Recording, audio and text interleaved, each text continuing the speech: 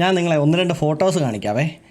ആദ്യത്തെ ഫോട്ടോ, 3 പൂച്ചകൾ ഒന്നിച്ചിരിക്കുന്നു. എന്തെങ്കിലും അസ്വാഭാവികതയുണ്ടോ? അതിന് പിന്നെ 3 പൂച്ചകൾ ഒന്നിച്ചിരിക്കട്ടെ, നോ പ്രോബ്ലം. അത് 3 കളറും, ഒരു കുഴപ്പമില്ല. 3 പാമ്പ് ഒന്നിച്ചിരിക്കുന്നു. എന്തെങ്കിലും അസ്വാഭാവികതയുണ്ടോ? ഒന്നുമില്ല, ഒരു കുഴപ്പമില്ല. 3 കോഴികൾ ഒന്നിച്ചിരിക്കുന്നു, നോ പ്രോബ്ലം. 3 എലികൾ ഒന്നിച്ചിരിക്കുന്നു, എന്തെങ്കിലും കുഴപ്പമുണ്ടോ? ഒരു കുഴപ്പമില്ല. 3 മനുഷ്യന്മാരിരിക്കുന്നു, എന്തെങ്കിലും കുഴപ്പമുണ്ടോ? ഒരു കുഴപ്പമാണ്. എന്താ തന്നെ ഇത്ര വലിയ കാര്യം എന്നായിരിക്കും നിങ്ങൾ ചിന്തിക്കാൻ പോകുന്നത്. എന്നാൽ അവിടെ നിൽക്കി, ഞാൻ വേറെ സാധനം കാണിക്കാം. ഇത് കണ്ടോ, 2 കോഴി, 1 എലി, പാമ്പ്, പൂച്ച, ഇതെല്ലാം കൂടെ ഇരിക്കുക. അപ്പോൾ നിങ്ങൾക്ക് ഇത് കണ്ടു കഴിഞ്ഞപ്പോൾ എന്ത് തോന്നി? ഇത്ര സ്നേഹത്തോടെ ഇരിക്കുന്നു. ഒരു ഭയങ്കരം തന്നെയല്ലേ. അതായത് ചേരത്തില്ലാത്തവർ തമ്മിൽ ചേർന്നു. എലിയും പാമ്പും പൂച്ചയും കൂടെ, അതൊരു ഭയങ്കര പ്രശ്നം. ഈ കോഴിയും കൂടെ ഇരിക്കുന്നത്, അതായത് ഇവരൊരിക്കലും ചേരുവല്ലാത്ത ഐറ്റംസാണ്. ഇവർ തമ്മിൽ ചേർന്നു, ഇവരൊന്നിച്ചിരിക്കുന്നു. എന്തൊരു സ്നേഹം, നമുക്ക് അത്ഭുതമായിപ്പോയി. അതേസമയം ഈ 3 മനുഷ്യന്മാരിരിക്കുന്ന കണ്ടപ്പം നമുക്ക് വല്ല അത്ഭുതം വന്നോ? അല്ലെ പൂച്ചകൾ ഒന്നിച്ചിരിക്കുന്നുണ്ടപ്പോൾ അത്ഭുതം വന്നോ? ഇല്ല. ഇനി ഇപ്പോഴത്തേക്കും വേറെ 3 മനുഷ്യന്മാരെ കാണിക്കാവേ. ഇത് കണ്ടോ, ഇത് കണ്ടു കഴിഞ്ഞപ്പോഴോ നിങ്ങൾക്ക് ഞാൻ പറഞ്ഞ പോലെ മറ്റേ ഫീലിങ്സ് വന്നില്ലേ? അതായത് അത്ഭുതം, ഹിന്ദുവും ക്രിസ്ത്യാനിയും മുസ്ലിമും കൂടെ ഒന്നിച്ചിരിക്കുന്നു. ഇതാണടാ മതേതരത്വം. ഭയങ്കരം തന്നെ അല്ലേ. അതെന്തിനാ ഇങ്ങനെ പ്രഹസനം കാണിക്കുന്നത്? അതേസമയം 3 മനുഷ്യന്മാരായിട്ടിരുന്നപ്പോൾ നിങ്ങൾക്ക് അങ്ങനെ അത്ഭുതമൊന്നും തോന്നിയില്ല. അവരാരാ എന്താണെന്ന് പോലും അറിയത്തില്ല. അതേസമയം ഇങ്ങനെ നിൽക്കുമ്പോഴത്തേക്കും രുദ്രാക്ഷം ഇട്ട് കാവി അണഞ്ഞ് തൊപ്പി വെച്ചൊരു പാർട്ടി, ഒരു വള്ളിയിലച്ഛൻ, ഇത്രയും പേരും കൂടി ഇരിക്കുമ്പോഴത്തേക്കും ചേരാത്തവർ തമ്മിൽ ചേർന്നത് കൊണ്ടുള്ള ഒരു അത്ഭുതമല്ലേ അത്? ഞാൻ പറയുന്നത് ഇവർ തമ്മിൽ ചേരരുത് അങ്ങനെയൊന്നും അല്ല ഞാൻ പറഞ്ഞത്.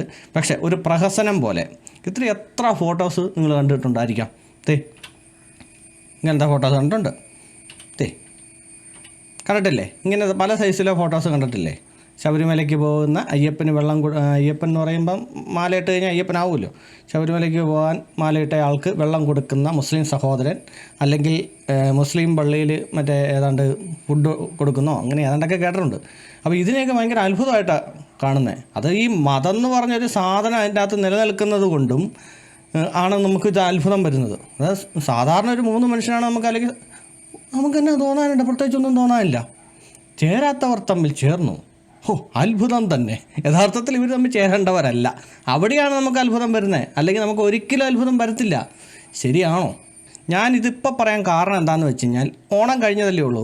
ഓണത്തിൻ്റെ സമയത്ത് പള്ളിയിലച്ഛനായിക്കോട്ടെ അല്ലെങ്കിൽ ഉസ്താദന്മാരായിക്കോട്ടെ പലരും നിന്ന് പ്രസംഗിക്കുന്ന ഞാൻ കണ്ടിട്ടുണ്ട്.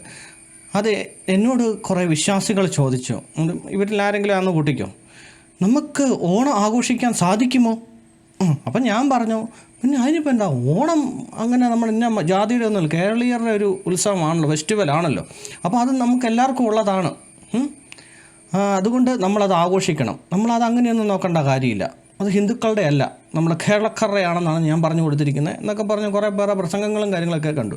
ഇത് കാണുമ്പോൾ സത്യം പറഞ്ഞ് ചിരിയാണ് വരുന്നത്. നിങ്ങൾ ഇതിൻ്റെ പുറകോട്ടൊന്ന് ചിന്തിച്ച് നോക്കിയേ. എന്തുകൊണ്ടാണ് വിശ്വാസികൾക്ക് ഇങ്ങനെ ചോദിക്കാൻ തോന്നുന്നത്?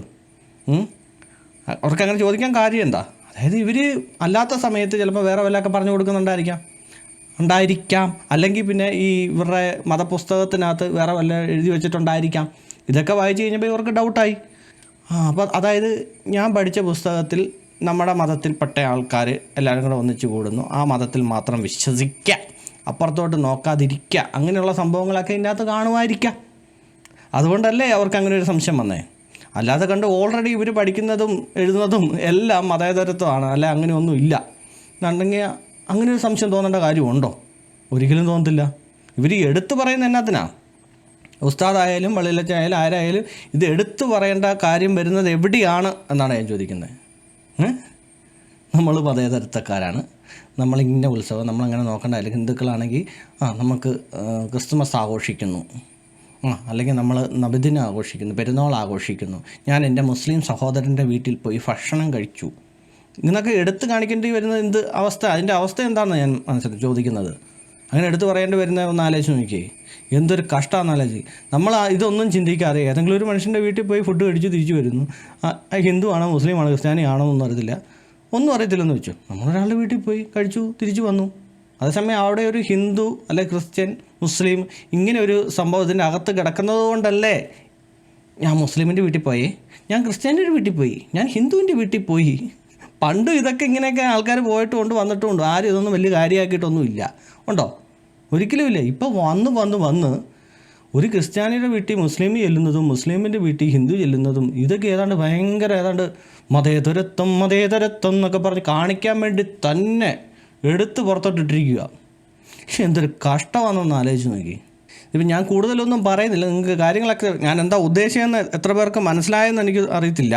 എന്നാലും മനസ്സിലായവർക്ക് വേണ്ടിയിട്ട് ഞാൻ ദൈവത്തെ സ്തുതിക്കുന്നു. അല്ലാത്ത ചെകുത്താൻ്റെ മക്കൾ എന്ന് പറഞ്ഞു കഴിഞ്ഞാൽ ഈ മതം തലയ്ക്ക് പിടിച്ച ആൾക്കാർ താഴെ വന്ന് നിങ്ങളെ പഠിപ്പിച്ച രീതിയിലുള്ള കമൻറ്റുകളൊക്കെ അങ്ങോട്ട് എഴുതുക. അതാ എനിക്ക് പറയാനുള്ളൂ. Okay, by.